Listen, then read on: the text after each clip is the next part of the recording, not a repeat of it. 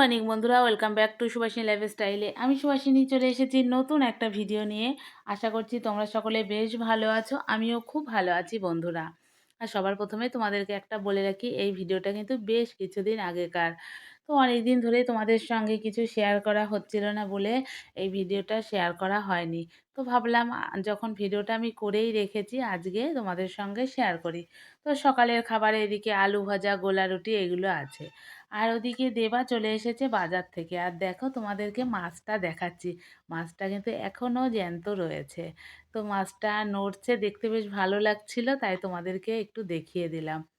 আর এদিকে আমি দেবাকে আর মেয়েকে সকালের খাবারটা খেতে দিয়ে দিয়েছি। তো সকালের খাবারে তো গোলা রুটি আর আলু ভাজা দেখতেই পেলে। আর মেয়ে এদিকে টুপি পরেছে। আমি এবার বলেছি তোর ঠান্ডা লেগেছে? মেয়ে বলছে যে না। তাই তো আবার টুপিটা খুলে দিচ্ছে। কি বদমাস দেখো, পরেছিল তা আবার খুলে দিল। তো যাই হোক, চলো সকালে খাওয়া দাওয়া সেরে তারপরে আবার ফিরছি। তো বন্ধুরা, সকালের খাওয়া দাওয়া সেরে মানে সকালে জলখাবার খেয়ে চলে এসেছি একটু ছাদে। আর এই হচ্ছে আজকের আবহাওয়া। এখন কিন্তু বেজে গেছে 10:30। নিচে তো প্রচণ্ড পরিমাণে ঠান্ডা। চলে এসেছি ওপরে। আর এই দেখো আজকে হাওয়া রয়েছে, নারকেল গাছের পাতাগুলো নড়ছে, তোমরা দেখেই বুঝতে পারবে কি পরিমাণে হাওয়া। আর এই যে আমার সঙ্গে চলে এসেছে মেয়ে। ও তো আজকে স্কুল ছুটি। কেন স্কুল ছুটি বলে দে? স্বামী বিবেকানন্দের জন্মদিন উপলক্ষে। ভালোই হয়েছে, ও একদিন ছুটি পেয়ে গেল। আজকে তো আমি চানই করবো না। আজকে তুই চান করবি না? শোনো তোমরা সবাই, আজকে ও চান করবে না। আর এই দেখো সেই ফুলগুলো এত সুন্দর কালার হয়েছে। আগেরগুলোও সুন্দর হয়েছিল, মানে এগুলো আরো ডিপ হয়েছে। ভালোই হয়েছে। দাদা দেখছি সামনে বিয়ে বাড়ি আছে, আমি একটু চুলে লাগাতে পারবো কি? ওই দেখো আরো কুড়ি বেরোচ্ছে। আর এই হচ্ছে আমাদের ছাদে এসে একটু কথা বলা যায় না, সকালবেলাটা আরো বেশি। সারাক্ষণ গাড়ির আওয়াজ থাকতেই চলতেই থাকে। কিন্তু এই ছাদের এই জায়গাটা আমার বেশ ভালো লাগে। কিন্তু এখন রোদ নেই এই জায়গাটায়, ঠান্ডা। তো যাই হোক, ছাদে এসে তো আর বেশিক্ষণ থাকা যাবে না, আবার দুপুরের রান্না বসাতে হবে। ওই সাইডটাই গেছে, ওই সাইডটায় রোদ নেই তো ঠান্ডা লাগছে কি, আবার চলে এসেছে এখানে। টুকটুক করে একেবারেও কিন্তু ফুল খারাপ হয়নি, গাছগুলোতে ভালোই হয়েছে। আর এই শাকটা সেই মা লাগিয়েছিল। কি শাক? আরে কি ভুলে গেলাম নামটা। কি শাক, কি মোটা মোটা গাছগুলো হয়েছে দেখো, পুরো মনে হচ্ছে ডাটার মতো। তো যাই হোক, ছাদে এসে অনেকক্ষণ টাইম কাটালাম। এবার আবার নিচে গিয়ে রান্না করতে হবে। চলো নিচে যাব। মনেই হচ্ছে না যে নিচে যায়, কিন্তু যেতে তো হবেই। চলো চল শোনায়। তো বন্ধুরা, যাই বলেও যাওয়া হলো না। তো নিচে কাকিমা এসছে, কাকিমার সঙ্গে আবার একটু কথা বলছিলাম। আর কাকিমা ওদিকে বলছে তোমার জারবেরা ফুলগুলো তো বেশ দারুণ হয়েছে। কি কালার হয়েছে? আমি ঠিক কালারটা অত ভালো করে বলতে পারলাম না। তো এই কাকিমাকে আবার আমি গাছটাই নিয়ে এসেছি। দাঁড়াও তোমাদেরকে দেখাচ্ছি গাছটা। গাছটাই তুলে নিয়ে চলে গেছে ওইদিকে দেখানোর জন্য যে এই যে এই কালারটা হয়েছে।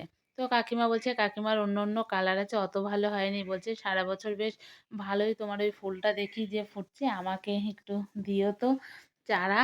তো যাই হোক, কাকিমার সঙ্গে একটু গল্প গুজব করলাম, করে কিন্তু এখন যাব হচ্ছে নিচে। আর এইদিকে দেখো আকাশের অবস্থা দেখো, মেঘলা মেঘলা একটু ভাব রয়েছে। তো যাই হোক বন্ধুরা, নিচে চলে এসে এদিকে আমি রান্না বসিয়ে দিয়েছি। তো তেলাপিয়া মাছ রান্না করব বড়ি দিয়ে আর বেগুন দিয়ে, সেটাই ভাবলাম তোমাদের সঙ্গে একটু শেয়ার করব। মাছের ঝোল ধরো আমিও রান্না করি, তোমরাও রান্না করো। তো আমি কিভাবে রান্না করি সেটাই আজকে ভাবলাম তোমাদের সঙ্গে শেয়ার করব। তেলাপিয়া মাছের ঝোলটা কিভাবে রান্না করব সেটাই তোমাদের সঙ্গে শেয়ার করব। আজকে কিন্তু আমি তেলাপিয়া মাছের ঝোলটা করব আলু বেগুন আর বড়ি দিয়ে। তার জন্য দেখো সবার প্রথমে আমি এখানে কয়েকটা বড়ি ভেজে নিচ্ছি। এগুলো কিন্তু ডালের বড়ি, কলাইয়ের ডালের বড়ি, আমাদের ঘরেই দেওয়া বড়িগুলো। তো সেই বড়িটা আগে তেলে একটু লাল লাল করে ভেজে তুলে নিয়েছি। এরপরে কিন্তু আমি বেগুন বললাম যে বেগুন দেব, বেগুন দিয়ে করব। বেগুনের মধ্যে একটু লবণ হলুদ দিয়ে বেগুনটাও কিন্তু আমি একটু লাল লাল করে ভেজে নেব। আর বেগুনটা না আলাদা ভেজে নেব, আলুর সঙ্গে ভাজবো না, ভেজে তুলে রাখবো। তোমরা দেখতেই থাকো তাহলে বুঝতে পারবে। আর এদিকে দেখো বেগুনটা কিন্তু আমার ভাজা হয়ে গেছে লাল লাল করে। এইভাবে যদি বেগুনটা ভেজে যে কোনো মাছের ঝোলে দেওয়া যায় না, তাহলে বেগুনের গ্যাদগিদে ভাবটা থাকে না। অনেকেই আছো যে বেগুনের এই গাঢ় ঝোলটা পছন্দ করো না, কিন্তু মাছের ঝোলে তো বেগুন দিয়েই আলু বেগুন দিয়েই বেশিরভাগ মাছের ঝোল করা হয়। তো সেই কারণে এইভাবে যদি তোমরা যে কোনো মাছই রান্না করো বেগুনটা এই পদ্ধতিতে দিয়ে কিন্তু বেশ ভালোই হয়।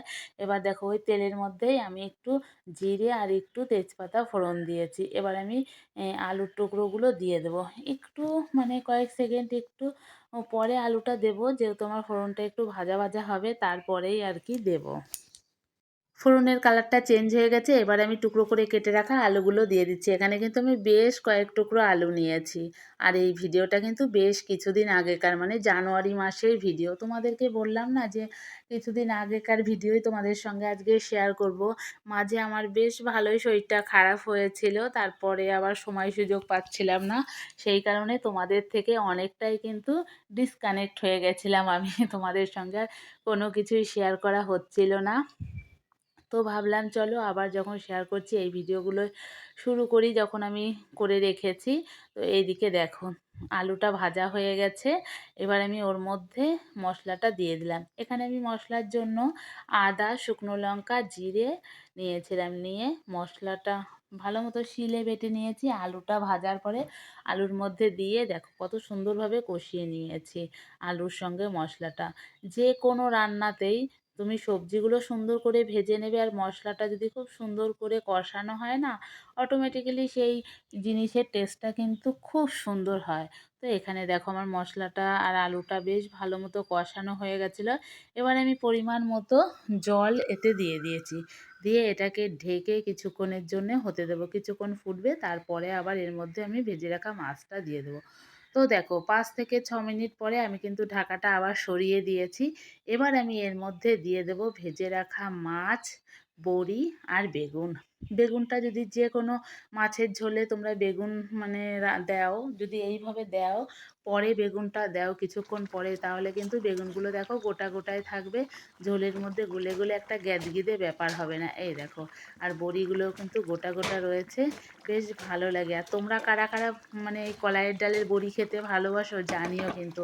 আমি তো বেশ ভালো খাই এই কলাইয়ের ডালের বড়ি, আমার তো বেশ ভালো লাগে। তো দেখো তোমাদের সঙ্গে গল্প করতে করতে রান্নাটা কিন্তু আমার হয়ে গেছে।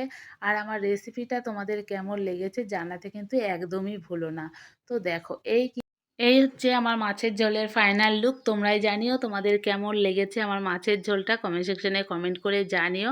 ওদিকে মাছের ঝোলটা তো নামিয়ে নিয়েছি, আর এদিকে ফুলকপির ডাঁটা আলু দিয়ে ভাজা করছি। তো আমার মতো কারা কারা আছো ফুলকপির এই ডাঁটাগুলো একদমই ফেলো না, হয় সর্ষে বাটা নয় ভাজা খেতে ভালোবাসো। সারা শীতে ফুলকপি, বাঁধাকপি কোনো কিছুরই ডাঁটা কিন্তু ফেলা হয় না।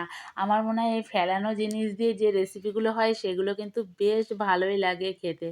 তো মেয়ের জন্য এক পিস মাছ ভাজা রয়েছে, ও যেহেতু ঝোলের মাছ খেতে একদমই পছন্দ করে না। আর এদিকে কিন্তু আমি ডালটাও বসিয়ে দিয়েছি। আর এদিকে ডালটা হতে থাক, ওদিকে সবজি এনেছিল, সবজিগুলো ধুয়ে রোদে শুকাতে দিয়েছিলাম। তো সেইগুলোই এবার একটু তুলে নেব। তো ধোয়াটা তোমাদের সঙ্গে শেয়ার করা হয়নি, সব কিছু তো আর তাড়াহুড়োর মধ্যে শেয়ার করা হয়নি। মাছের সঙ্গে সঙ্গে এই সমস্ত সবজিও কিন্তু দেবা বাজার থেকে নিয়ে এসছে। তো সবজি টবজি তুলে বাদবাকি কাজকর্ম সেরে তারপরে আবার তোমাদের সঙ্গে ফিরছি, কথা বলবো। তো বন্ধুরা একবারে চলে এসেছি ছাদে। এই দেখো খাবার দাবার সব কিছু নিয়ে এখানে ওরা বসে পড়েছে খেতে। আমার খাবারটাও এখানে রেডি করা রয়েছে। তো এবছর তো কোথাও আমরা পিকনিক করতে যাইনি, তা ভাবলাম কোথাও যখন যাইনি ঠিক আছে চলো বাড়িতেই একবার আমরা একটু সবাই মিলে ছাদে খাই, মনে হবে পিকনিক পিকনিক একটা ভাব। সেই মানে দুধের স্বাদ ঘোলে মেটানোর জন্য আমরা এখন চলে এসেছি ছাদে। কিন্তু আমার শ্বশুরমশাই আসেননি, উনি ছাদে খাবে না। ঠিক আছে, উনি যখন খাবে না আমরাই চলে গেছি সবাই মিলে ছাদে খেতে। আর রোদটা ছিল বেশ ভালোই লাগছিল। আর এটা যেহেতু জানুয়ারি মাসের ভিডিও, তখন তো একটু ভালোই ঠান্ডা ঠান্ডা। তো আমাদের এখানে ছাদে খাওয়া দেখে ওদিকে মামি আবার বলছে তোমরা কি পিকনিক করছো নাকি? আমি আবার বললাম যে হ্যাঁ। তো যাই হোক, পিকনিক যখন বাইরে করতে যেতে পারিনি, বাড়িতেই এইভাবে সেই দুধের স্বাদ ঘোলে মেটানোর মতো আমরা এখন এইভাবেই মানে পিকনিক পিকনিক একটা মনোভাব নিয়ে খাওয়া দাওয়া করছি। যাই হোক, ভিডিওটা যদি তোমাদের ভালো লাগে লাইক কমেন্ট শেয়ার করে আমার পাশে থেকো। একদিন তো এরকম খাওয়াই যেতে পারে বলো। তো চলো আজকের মতো টাটা, আবার দেখা হচ্ছে পরের ভিডিওতে। ততক্ষণের জন্য ভালো থেকো।